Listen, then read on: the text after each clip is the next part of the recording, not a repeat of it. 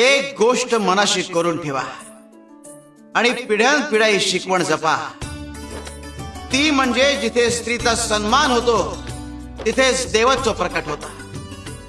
स्त्री ही सृष्टीची आधारशिला आहे, ती सहनशीलता, प्रेम आणि त्यागाचं मूर्तिमंत रूप आहे। जी संस्कृती स्त्रीला दुर्बल समजते ती स्वतःच दुर्बळ विचाराने ग्रासलेली असते।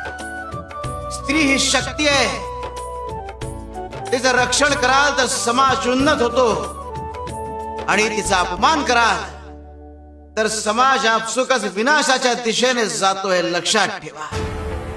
जगाच्या उद्धारासाठी शक्ती आणि करुणेचा संगम आवश्यक आहे आणि तो स्त्रीमध्येच असतो। तिच्या सहनशीलतेला कमकुवत समजणारे अज्ञानी आहे। जी स्त्री प्रेमानं कुटुंब सांभाळू शकते, प्रसंगी तीच रणांगणात सेविडी सारखी लढवू शकते। स्त्रीला दुर्बल समजू नका, ती माऊली आहे आणि रणचंडिकाही। स्त्रीचा सन्मान हा संस्कारांचा भाग असायला हवा आणि तो पिढ्यानपिढ्या जपला पाहिजे।